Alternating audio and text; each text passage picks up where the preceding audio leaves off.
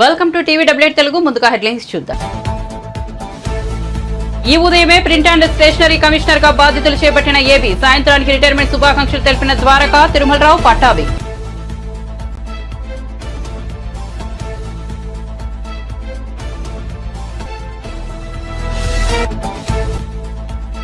కేసీఆర్ ఇంటికి ప్రభుత్వ ప్రతినిధులు వేణుగోపాల్, అరవింద్ సింగ్. ఉద్యమంలో కీలక పాత్ర ఉందని, అందుకే ఆహ్వానించామని వెల్లడి. ఆహ్వానం పట్ల కేసీఆర్ సానుకూలంగా స్పందించారన్న ప్రతినిధులు.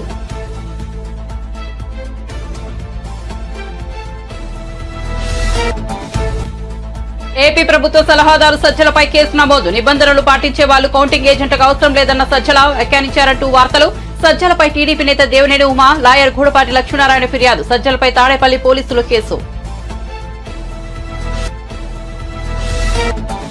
ధ్యానంలో ప్రధాని మోదీ. తమిళనాడులోని కన్యాకుమారి పర్యటనకు వెళ్లిన మోదీ ఇక్కడి రాక్ మెమోరియల్ వద్ద 45 గంటలు ధ్యానం చేయమన్న ప్రధాని. ధ్యానానికి ముందు భగవతి అమ్మ ఆలయంలో మోదీ ప్రత్యేక పూజలు.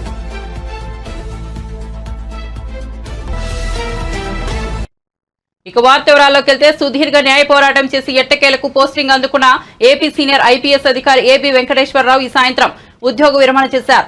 క్వాట్ ఉత్తర్వులను సమర్థిస్తూ ఏపీ హైకోర్టు తీర్పు ఇచ్చిన నేపథ్యంలో ఏపీ ప్రభుత్వం ఏబీ వెంకటేశ్వరరావుకు పోస్టింగ్ ఇస్తుందా లేదా అనే ఉత్కంఠ ఈ ఉదయం వరకు కొనసాగింది. ఎందుకంటే ఏబీ వెంకటేశ్వరరావు మే 31 పదవి విరమణ చేయాల్సి ఉంది. అయితే ఆయనకు రాష్ట్ర ప్రభుత్వం ప్రింట్ అండ్ స్టేషనరీ కమిషనర్ గా పోస్టింగ్ ఇవ్వడంతో ఉత్కంఠకు తెరపడింది. ఈ ఉదయం విజయవాడలోని ముత్యాలంపాడు గవర్నమెంట్ ప్రెస్ లో ఏబీ వెంకటేశ్వరరావు కమిషనర్ గా బాధ్యతలు స్వీకరించారు. సాయంత్రానికి అదే హోదాలో గౌరవప్రదంగా ఉద్యోగ విరమణ చేశారు. పదవి విరమణ చేసిన ఏబీ వెంకటేశ్వరరావుకు APSRTC MD Dwaraka Tirumalarao, TDP నేత పట్టాభి తదితరులు శుభాకాంక్షలు తెలిపారు. స్వీకరించారు. ఎటువంటి కాంట్రవర్షియల్ ఇష్యూస్ మాట్లాడటం సరికాదు. కాబట్టి పోస్టింగ్ ఆర్డర్స్ వచ్చాయి, జాయిన్ అయ్యాను, అంతవరకే పరిగెత్తుకోవడం. ప్రస్తుతం ఇన్నాళ్ళు నాతో ఉండి నాకు తోడుగా ఉండి ధైర్యం చెప్పి వెన్నట్టి ఉన్న మిత్రులు, శ్రేయోభిలాషులు అందరికీ నేను ఎప్పటికీ రుణపడి ఉంటాను.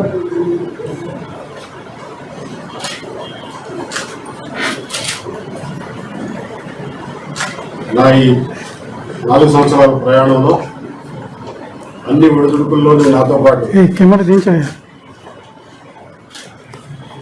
తోడుగా ఉన్నటువంటి నా కుటుంబ సభ్యులకి, మిత్రులకి, శ్రేయోభిలాషులకి, దేశ విదేశాల్లో ఉన్న శ్రేయోభిలాషులందరికీ నేను ఎల్లప్పుడూ కృతజ్ఞుడిగానే ఉంటాను. రిటైర్మెంట్ ప్లాన్ ఎలా ఉంది ఇదైన తర్వాత చెప్తాను.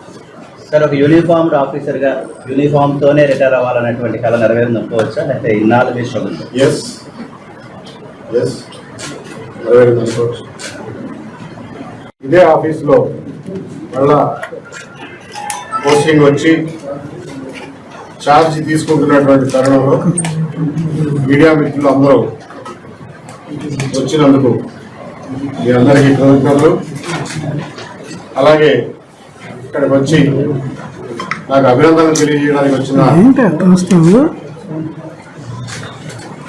పురజనులు, స్నేహితులు, శ్రేయోభిలాషులు అందరికీ నాకు కృతజ్ఞత తెలియజేస్తున్నాను.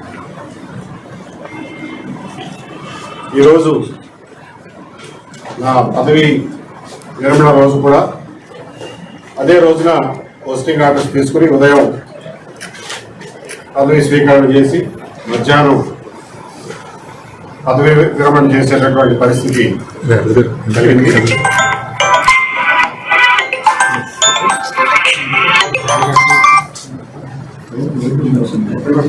దీనికి కారణాలు ఏమైనప్పటికీ కూడా all is well that ends well. Thank you very much.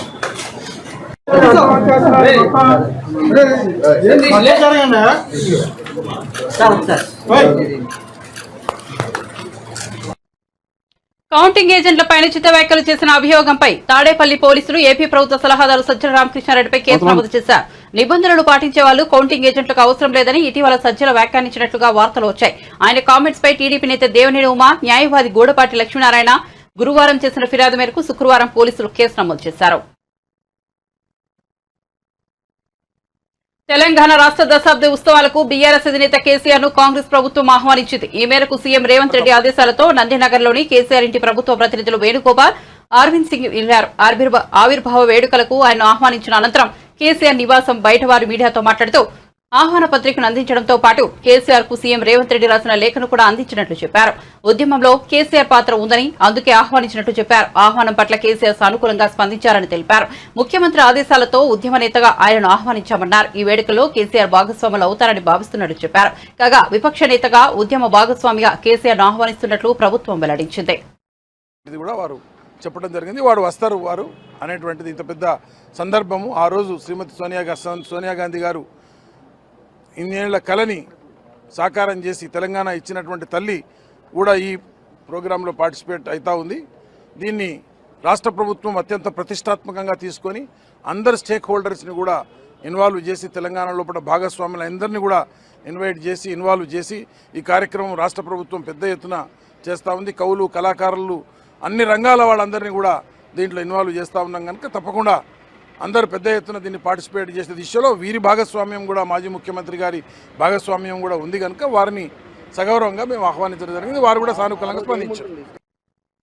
తమిళనాడులోని కన్యాకుమారిలో ప్రధాని నరేంద్ర మోదీ ధ్యానం కొనసాగుతోంది. స్వామి వివేకానంద ధ్యానం చేసిన వివేకానంద రాక్ మెమోరియల్లో మోదీ మెడిటేషన్ కొనసాగిస్తున్నారు. గురువారం సాయంత్రం సముద్రంలోకి వెళ్లిన ఆయన శనివారం మధ్యాహ్నం వరకు అంటే దాదాపు 45 గంటల పాటు ఇక్కడే రేయింబవళ్లు ధ్యానం చేయనున్నారు. అంతకుముందు తాను పోటీ చేస్తున్న వారణాసి లోక్సభ స్థానంలో ప్రచారం ముగించుకున్న ప్రధాని నరేంద్ర మోదీ తమిళనాడులోని కన్యాకుమారి చేరుకున్నారు. అక్కడ ఆయన ముందుగా భగవతి అమ్మన్ ఆలయంలో ప్రత్యేక పూజలు చేశారు. అమ్మవారికి ప్రదక్షిణ చేసి కొబ్బరికాయ, అరటిపండ్లు సమర్పించారు. ఆలయ పూజారులు ప్రధానికి అమ్మవారి చిత్రపటం అందజేశారు. ఇక ప్రధాని మోదీ పర్యటన సందర్భంగా కన్యాకుమారిలో అధికారులు ప్రత్యేక భద్రతా ఏర్పాట్లు చేశారు. కాగా 2019లో ఎన్నికలు ముగిశాక కేదార్నాథ్ గుహాల్లో ధ్యానం చేసిన ప్రధాని ఈసారి తమిళనాడు కన్యాకుమారిలోని వివేకానంద రాక్ మెమోరియల్ ను ఎంచుకున్నారు.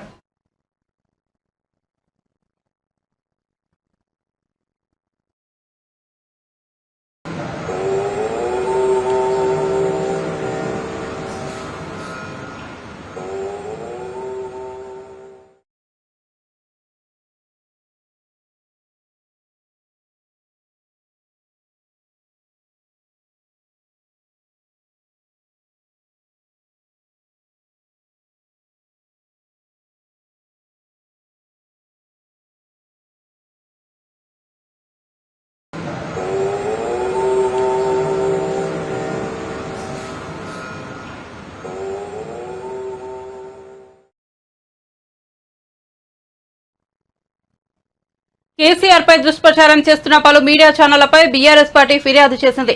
బంజారాహిల్స్ లోని పోలీస్ స్టేషన్ లో పార్టీ తరపున బాలకృష్ణ ఫిర్యాదు చేశారు. లిక్కర్ స్కామ్ కేసులో కేసీఆర్ ఇమేజ్ దెబ్బతీసేలా ఏబీఎన్, ఆంధ్రజ్యోతితో పాటు పలు మీడియా ఛానళ్లు అసత్య ప్రచారం చేశారని ఫిర్యాదులో పేర్కొన్నారు. అనంతరం హైదరాబాద్ లోని తెలంగాణ భవన్ లో బాలకృష్ణ మీడియాతో మాట్లాడారు. 2 టర్ములు తెలంగాణ ప్రజల ఆశీర్వాదంతో అద్భుతంగా తెలంగాణ ప్రజల సంక్షేమం, అభివృద్ధి కోసం కష్టపడి నిరంతరం తపన కొద్ది పనిచేసినటువంటి నాయకుడు. 50 సంవత్సరాల పాటు సుమారు 5 దశాబ్దాలకు పైగా భారత రాజకీయాల్లో, అదేవిధంగా ఉమ్మడి ఆంధ్రప్రదేశ్ రాష్ట్ర రాజకీయాల్లో, తెలంగాణ రాష్ట్ర రాజకీయాల్లో తనదైన పాత్ర పోషించినటువంటి వ్యక్తి. కాబట్టి అటువంటి కేసీఆర్ గారి ఇమేజ్ను, కేసీఆర్ గారి వారి ఔన్నత్యాన్ని, వారి విశిష్టతను తక్కువ చేసే విధంగా ఇష్టం వచ్చినట్టుగా నిరాధారమైనటువంటి వార్తల్ని ప్రసారం చేయొద్దని ఈ సందర్భంగా నేను ఆయా న్యూస్ ఛానల్స్ని కోరుతా ఉన్నా. ఇవాళ ప్రజాస్వామ్యంలో 4th ఎస్టేట్ అంటారు మీడియాను. మరి ప్రతిపక్షంగా ఉన్న బీఆర్ఎస్ పార్టీకి ప్రజల కోసం, ఈ ప్రాంత అభివృద్ధి కోసం, అధికార పక్షంపై వాళ్ళు ఎన్నికల సందర్భంగా ప్రజలకు ఇచ్చినటువంటి మాటల్ని నిలబెట్టుకోవాలనేటటువంటి అంశంపై మేము చేస్తున్నటువంటి పోరాటానికి, కార్యక్రమాలకు మద్దతుగా నిలబడి ప్రజల గొంతుకగా ఉండి ప్రజాస్వామ్యాన్ని రాష్ట్రంలో పరిరక్షించాల్సినటువంటి బాధ్యత ఈ మీడియా తీసుకోవాలి. అబద్ధాలను ప్రసారం చేయడం, అవాస్తవాలను ప్రసారం చేయడం, కేసీఆర్ గారి మీద కోపం కొద్ది కొంతమంది ఏదో చేస్తే దాన్ని ప్రచారం చేయడం, ఈ రకమైనటువంటివి ఇది మంచిది కాదు. ఈ పద్ధతి మానుకోవాలని చెప్పి కూడా నేను హితవలుపుతా ఉన్నా. డెఫినెట్గా బీఆర్ఎస్ పార్టీ నిర్ణయం తీసుకున్నది. రాబోయే రోజుల్లో కూడా మేము రాజ్యాంగానికి లోబడి చట్టబద్ధంగా లీగల్ ఫైట్ ఖచ్చితంగా అవి న్యూస్ ఛానల్స్ అయినా అవి పేపర్లైనా సోషల్ మీడియాకి సంబంధించినటువంటి అంశాలైనా డెఫినెట్గా కేసీఆర్ గారి ఇమేజ్ కానీ బీఆర్ఎస్ పార్టీ నాయకుల ఇమేజ్ దెబ్బతీసే విధంగా ఎవరు కూడా తప్పుడు వార్తలు తప్పుడు స్టోరీలు ఏవి కూడా ప్రసారం చేసినా తప్పుడు కథనాలు ఏవి కూడా ఇచ్చినా ఖచ్చితంగా మేము ఫైట్ చేయాలని చెప్పి నిర్ణయించుకున్నాం. ఈ విషయాలు ఎవరిని విస్మరించము, వదిలిపెట్టబోము. ఖచ్చితంగా చట్టపరంగా మాకున్నటువంటి రాజ్యాంగపరమైనటువంటి హక్కుల్ని న్యాయపరంగా మేము వినియోగించుకుంటాం. సో నేను మళ్ళొకసారి కూడా కోరుతా ఉన్నా, సో ఇటువంటి మానుకోవాలని చెప్పి సదరు మీడియా సంస్థల్ని కోరుతా ఉన్నా. మేము పోలీస్ శాఖ వారిని కూడా ఇందాక కోరినాం. మేము అక్కడ బంజారాహిల్స్ పోలీస్ స్టేషన్లో కంప్లైంట్ ఇచ్చినప్పుడు ఖచ్చితంగా ఇటువంటి కంట్రోల్ చేయాలి. మేము ఇచ్చినటువంటి పిటిషన్ను స్వీకరించి వివిధ సెక్షన్లలో మేము మెన్షన్ చేసినాం. ఏ రకంగా వాళ్ళు తప్పుడు వార్తలు ప్రసారం చేసిర్రు, ఏ రకంగా ఉద్దేశపూర్వకంగా కేసీఆర్ గారి ఇమేజ్ని దెబ్బతీయాలని చెప్పి కుట్రపూరితంగా ఏ రకంగా చేసిర్రో సెక్షన్స్ కూడా మేము మెన్షన్ చేసి మరి ఇచ్చినాం. సో వాటి ప్రకారం చర్యలు తీసుకోవాలని చెప్పి కూడా మేము కోరడం జరిగింది. సో భవిష్యత్తులో ఇటువంటి జరగకుండా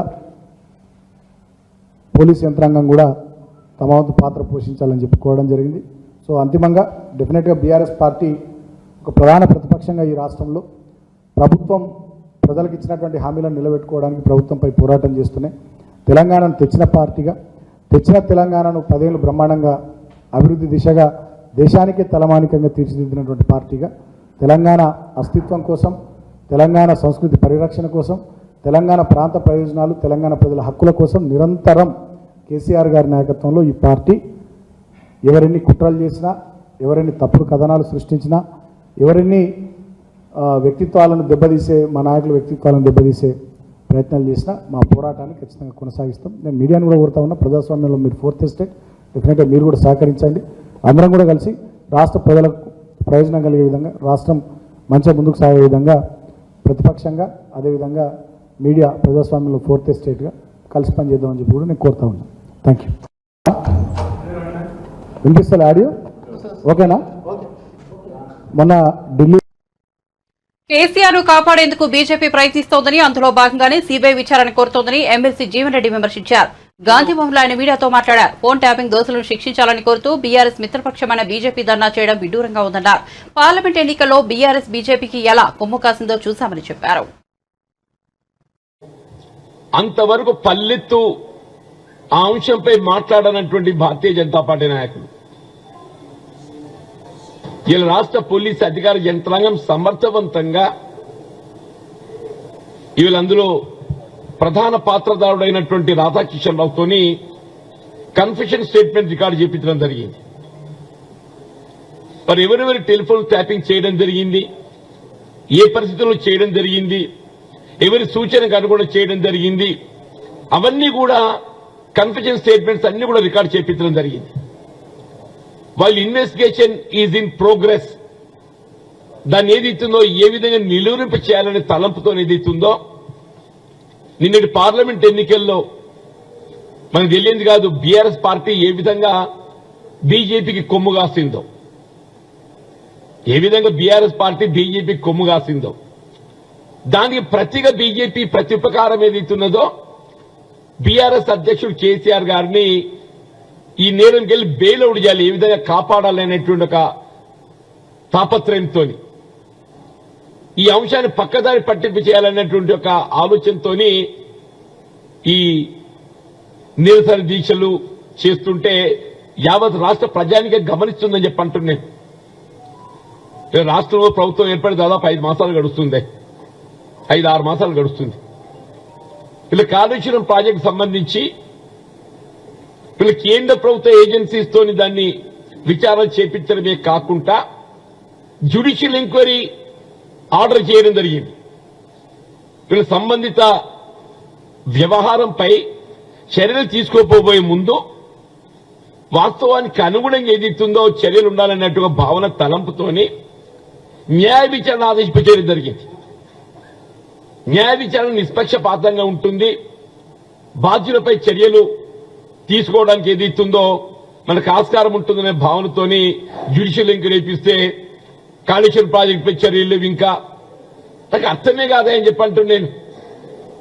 నువ్వు ఎంతవరకు సిబిఐని ఏదైతుందో ఇలా భారతీయ జనతా పార్టీ వీళ్ళ ఒక వాళ్ళ ఏజెన్సీగా మరల్చుకోవాలంటే ఒక భావంతో ఏమనంటే సిబిఐ ఎన్ఫోర్స్మెంట్ డైరెక్టరేట్ నేరం ఆపాదించాలి, లొంగ తీసుకోవాలి, పార్టీలో కలుపుకోవాలి. అంటే వాస్తవాన్ని గమనించాలని చెప్పంటున్నాను నేను. ఇలా మీరు కేసీఆర్ను ఈ టెలిఫోన్ ట్యాపింగ్ తప్పించాలని చెప్పని ఎన్ని కుట్రలు కుతంత్రాలు చేసినా గానీ కేసీఆర్ తప్పించడం మీ తరం కాదు అని చెప్పంటున్నాను. కేసీఆర్ నిండా పూరుకుపోయిండు. అందులో టెలిఫోన్ ట్యాపింగ్ వ్యవహారంలో కేసీఆర్ నిండా పూరుకుపోయిండు. ఆయన కాపాడడం మీ తరం కాదు కదా, ఇవ్వడు తరం కాదు అని చెప్పంటున్నాను నేను. కేసీఆరే కాదు, ఆయన ప్రభుత్వంలో ఆయనకు దీనికి అనుబంధంగా ఎవరెవరు ఉన్నా కానీ అందరినీ వెలికి తినదొద్దని చెప్పంటున్నాను. దయచేసి ఏదైతున్నదో మీరు బిఎల్ సంతోష్ 2 సంవత్సరాలు గడిచిందయా. 2 సంవత్సరాలకి ఏదైతుందో నువ్వు ఎప్పుడైతే కేసీఆర్ గారు బిఎల్ సంతోష్ కుట్రపూరితంగా నేరంలో ఇరికించాలని చెప్పి ప్రయత్నం చేసినని చెప్పని మీరు భావిస్తున్నారో మరి ఎందుకు దాన్ని నిలువరింపజేయలేకపోయారు?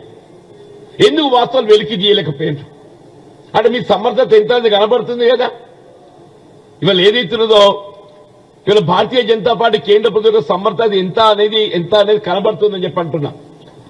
స్వయంగా మీ అధినాయకుణ్ణి కేసులో ఇరికించే ప్రయత్నం చేయడం జరిగింది కుట్రపూరితంగా అని చెప్పని మీరు ఎప్పుడైతే భావిస్తున్నారో ఆ కుట్రలు ఛేదించి వైఎస్ జగన్మోహన్ రెడ్డి మరోసారి ముఖ్యమంత్రి కాబోతున్నారనే దుగ్ధతో రామోజీరావు పచ్చబీడి అసైడ్ భూములపై రాతలు రాస్తున్నారని రాష్ట్ర సాంఘిక సంక్షేమ శాఖ మంత్రి మేరుగ నాగార్జున మండిపడ్డారు.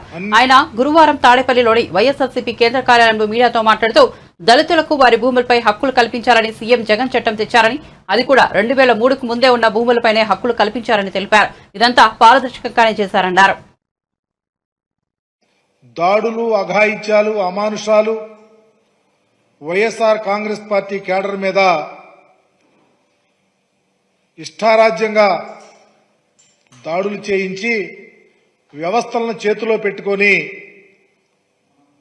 ఎన్నికలు జరిగిన నేపథ్యంలో కొత్త ఆలోచనకు వచ్చేశారు. వైఎస్ఆర్ కాంగ్రెస్ పార్టీ అధికారంలోకి వచ్చేస్తుంది, ఏదో ఒక రకంగా గుడ్డగాల్చి నెత్తినేయాలా, పార్టీని కానీ నాయకులు కానీ ఏదో రకంగా వారి మీద బురద జల్లాలని ఒక ఆలోచన తప్ప తెలుగుదేశం పార్టీకి కానీ తెలుగుదేశం పార్టీకి సపోర్ట్ చేస్తున్నటువంటి మీడియా సంస్థలు కానీ ఎక్కడా వెనుకాటల్లా. ఇదిగో లక్షల ఎకరాల అసైన్మెంట్ భూములు కొట్టేసేందుకు కుట్ర అంట. నేను అడుగుతా ఉన్నా, సిగ్గట్టా లేదు ఈ పత్రిక యజమానికి అడుగుతా ఉన్నా.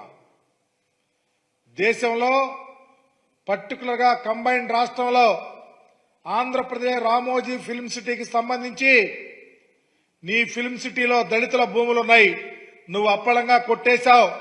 ఏ రోజన్నా నువ్వు ఈ పత్రికలో ఎందుకు రాయలేకపోయావని అడుగుతా ఉన్నా. జగన్మోహన్ రెడ్డి గారు అసైన్మెంట్ చట్టాన్ని తీసుకుంది ఆషామాషిగా తీసుకోలా.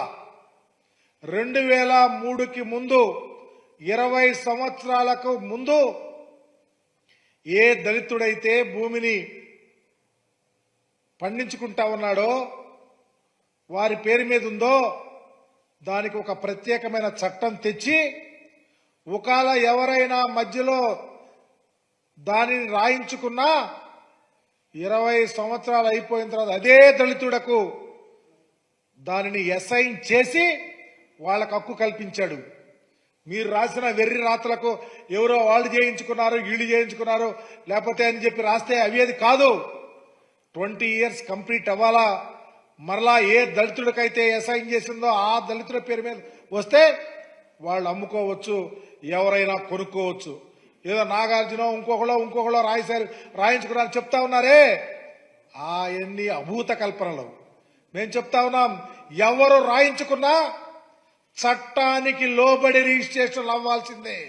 మీకులాగా రాజధాని ప్రాంతంలో చంద్రబాబు నువ్వు నీ అంటుకో 4,000 కోట్ల రూపాయలు ఖరీదు చేసే దగ్గర 1,100 ఎకరాలు తెలంగాణ రాష్ట్ర చిహ్నంలో అమరవీరుల స్తూపం ఉంటే కేటీఆర్ కు అభ్యంతరం ఏమిటని T Congress working president Mahesh Kumar Goud ప్రశ్నించారు. ఆయన గాంధీభవన్ లో మీడియాతో మాట్లాడుతూ బీఆర్ఎస్ ను కేసీఆర్ కేటీఆర్ ను నమ్మే స్థితిలో ప్రజలు లేరని అన్నారు. ప్రజల ఆకాంక్షల మేరకే ప్రభుత్వ పాలన ఉంటుందని మహేష్ కుమార్ గౌడ్ పేర్కొన్నారు. స్పోక్స్ పర్సన్ అందరు కలిసి వాళ్ళ ఘనత కేసీఆర్ కుటుంబ సభ్యులది. 10 ఏళ్లుగా నీళ్ల పేరిట భూముల పేరిట విచ్చలవిడిగా దోపిడీకి పాల్పడినందున వారిని ప్రజలు తిరస్కరించి ప్రజాస్వామ్య పద్ధతిలో ఇవాళ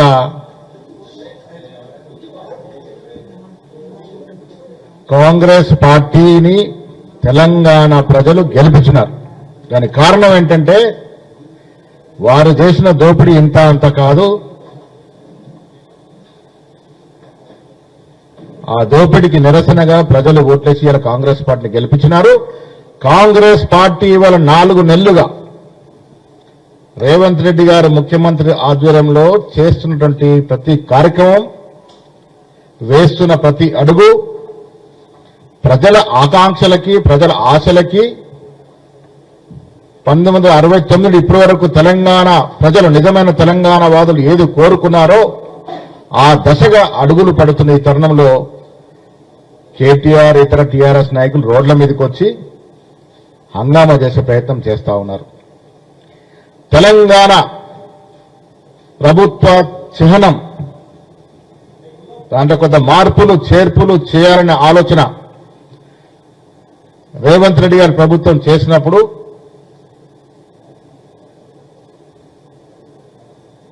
తెలంగాణ ఎంబ్లంలో చిహ్నంలో అసలు తెలంగాణ రావటానికి కారకులైనటువంటి ఉద్యమకారులు, ఆనాడు ప్రాణాలు అర్పించినటువంటి విద్యార్థులు, నిరుద్యోగులు, వారి జ్ఞాపకార్థం ఉంచుకున్నటువంటి అమరవీరుల స్తూపాన్ని తెలంగాణ చిహ్నంలో తీసుకొస్తామంటే మీకున్న నొప్పేంటని అడుగుతా ఉన్నాను. కేసీఆర్ కేటీఆర్ కి అమరవీరుల స్తూపం యొక్క ఆకారాన్ని తెలంగాణ ప్రభుత్వం రూపొందించే చిహ్నంలో పెడతానంటే మీకున్న కడుపు నొప్పి ఏమిటని అడుగుతా ఉన్నాను. అమరవీరుల స్తూపం యొక్క ఆకారాన్ని ఎందుకు పెట్టకూడదని అడుగుతా ఉన్నాను. ఎందుకు ఇంత నానా యాగి చేస్తా ఉన్నారు మీరు? వారి వల్లే కదా తెలంగాణ వచ్చింది. ఆ అమరుల త్యాగాల వల్ల తెలంగాణ వచ్చింది. ఆ అమరులు స్మరించుకునే విధంగా ఆ అమరుల స్తూపాన్ని తెలంగాణ చిహ్నంలో జత చేస్తే మీకున్న నొప్పి ఏంటి, బాధ ఏంటి, ఎందుకింత ఈ నానా యాగి మీరు చేస్తా ఉన్నారన్న మాట అడుగుతా ఉన్నాను. దీనికి కారణం మాకు అర్థమవుతుంది ఏంటంటే అమరవీరుని స్మరించుకుంటే ఇప్పటి వరకు చేవెళ్ల బీజేపీ ఎంపీ అభ్యర్థి కొండా విశ్వేశ్వరరెడ్డి కీలక వ్యాఖ్యలు చేశారు. శుక్రవారం ఆయన మీడియాతో మాట్లాడుతూ 2017 కంటే ముందు నుంచే ఫోన్ వ్యవహారం నడుస్తోందని కీలక ఆరోపణలు చేశారు. ఈ విషయంలో బీఆర్ఎస్ పార్టీని డిజాల్వ్ చేయాలని ఈసీకి లేఖ రాస్తా అని కీలక ప్రకటన చేశారు. ఫోన్ ట్యాపింగ్ వ్యవహారంలో సీఎం రేవంత్ రెడ్డి కూడా బాధితులే అని గుర్తు చేశారు. నిందితులను శిక్షించకపోతే బీఆర్ఎస్ కాంగ్రెస్ కు మధ్య ఒప్పందం ఉందని ప్రజలకు తెలిసిపోతుందని అన్నారు. నిందితులు ఎవరో తెలిసాక కూడా మౌనం మంచిది కాదని హితవు పలికారు. దీని మీద మా హక్కే ఉండని అది వాళ్లకు నెత్తిలకెక్కిపోయింది. కానీ ఈరోజు మనం ఫోన్ ట్యాపింగ్ గురించి వింటున్నాము. అది నిన్న మొన్న కాదు, అది 2017 కంటే ముందు నుంచే జరుగుతున్నది. అప్పుడే వాళ్ళు ఫోన్ ట్యాపింగ్ ద్వారా మరి ఎన్నో సర్వేల ద్వారా అప్పుడే తెలిసిపోయింది ఏంటంటే టిఆర్ఎస్ పార్టీ ఓడిపోతుంది. అందుకే ఎంతో మందిని హింసించిండ్రు, ఎంతో మందిని బైండ్ ఓవర్లు చేసిండ్రు, ఫోన్ ట్యాపింగ్లు చేసి అది కూడా ఎట్టి పరిస్థితుల్లో ఓడిపోతామని మొట్టమొదటి తెలంగాణ ప్రభుత్వము 5 ఏళ్లు కూడా పాలించలేకపోయినరు. అది ముందస్తు ఎలక్షన్స్ పెట్టుకున్నారు ఆ భయానికి. అప్పటి నుంచి ఇప్పటి వరకు ఫోన్ ట్యాపింగ్ల ద్వారానే లేకుంటే పోలీసును ఒక యంత్రంగా లేకుంటే ఒక ఆయుధంగా అస్త్రం తీరుగా వాడుకొనే గెలిచిన పార్టీ అది టిఆర్ఎస్ పార్టీ, ఇప్పుడు బీఆర్ఎస్ పార్టీ. ఆ పార్టీని నేను ఎలక్షన్ కమిషన్ కు తప్పక రాస్తాను. ఆ పార్టీని డిజాల్వ్ చేయాలి. అది పొలిటికల్ పార్టీగా ఉండొద్దు, అది డిజాల్వ్ చేయాలి. ఇటువంటి పార్టీలు ఓ కుటుంబ పాలన దేశానికి, రాష్ట్రానికి, సమాజానికి నష్టము. ఎన్నో ఉదాహరణలు ఉన్నాయి. మన ముఖ్యమంత్రి గారినే హింసించిండ్రు, ముఖ్యమంత్రి గారిని ఫోన్ ట్యాప్ చేసిండ్రు. ఇప్పుడున్న ముఖ్యమంత్రి గారిని ఆయన సొంత బిడ్డే ఎంగేజ్మెంట్ కు పోనీయలేదు. ఆయన ఎలక్షన్స్ అప్పుడు కొడంగల్లా ఆయన ఫోన్లు ట్యాప్ చేసి ఆయన ఇంటిని రేట్ చేసిండ్రు. నేను అనుకుంటున్నా ఏంటంటే వారు చర్యలు తీసుకుంటారు. సిబిఐ ఎంక్వైరీ కూడా అవసరం లేరు వారు అనుకుంటే, కానీ ఎందుకు తీసుకుంటలేరు? ఇంకా కొంచెం సమయం పడితే సమయం పడని గాని మా మీద ఆరోపణ పెట్టిండ్రు, మీరు కవితాన్ జైలు లేదు, అందుకే మీరు పొత్తున్నది టిఆర్ఎస్ బీఆర్ఎస్ ఇంకా బీజేపీ మధ్యలో. ఇప్పుడు ప్రజలు అనుకోరా మీకు కూడా పొత్తుంది, అందుకే అసలుకు మెయిన్ నిందితుడు ఎవరు? వాడుకున్న పోలీస్ కాదు, ఇది సీఎం గారి కుమారుడే వాడుకున్నారు. వాళ్ళే A1 చేయాలని నేను అనుకుంటున్నాను. ఇవి మీకు ఇంకా సమయం ఉన్నది, వీరి మీద చర్యలు తీసుకోవాలి. ఇంకోటి ఏంటంటే తిరుమల శ్రీవారిని కేంద్ర హోంమంత్రి అమిత్ షా శుక్రవారం దర్శించుకున్నారు. ఆయనకు టీటీడీ ఈవో ధర్మారెడ్డి, ఆలయ అర్చకులు మర్యాదలతో స్వాగతం పలికారు. అనంతరం గర్భాలయంలోకి వెళ్లిన అమిత్ షా స్వామివారిని దర్శించుకుని మొక్కులు చెల్లించారు. దర్శనానంతరం అమిత్ షాకు రంగనాయకుల మండపంలో పండితులు ఆశీర్వచనం చేశారు. ఈవో ధర్మారెడ్డి స్వామివారి తీర్థ ప్రసాదాలు, చిత్రపటాన్ని అందజేశారు.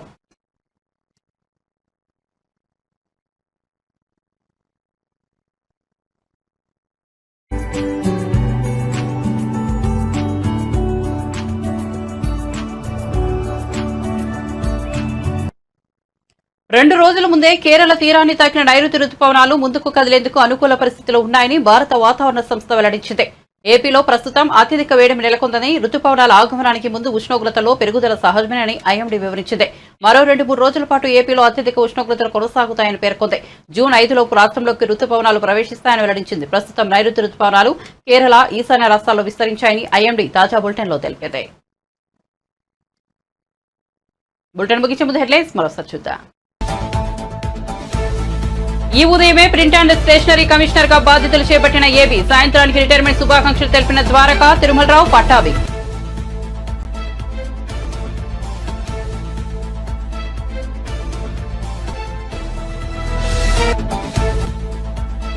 కేసీఆర్ ఇంటికి ప్రభుత్వ ప్రతినిధులు వేణుగోపాల్, అరవింద్ సింగ్ ఉద్యమంలో కీలక పాత్ర ఉందని, అందుకే ఆహ్వానించామని వెల్లడి. ఆహ్వానం పట్ల కేసీఆర్ సానుకూలంగా స్పందించారన్న ప్రతినిధులు.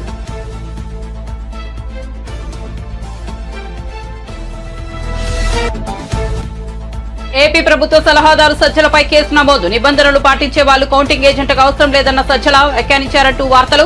సజ్జలపై టీడీపీ నేత దేవినేని ఉమా, లాయర్ గూడపాటి లక్ష్మీనారాయణ ఫిర్యాదు. సజ్జలపై తాడేపల్లి పోలీసులు కేసు.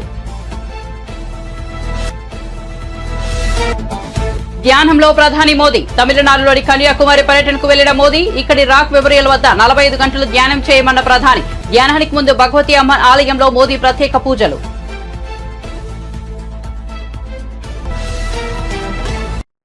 మరిన్ని అప్డేట్స్ కోసం చూస్తూనే ఉండండి TVWA తెలుగు.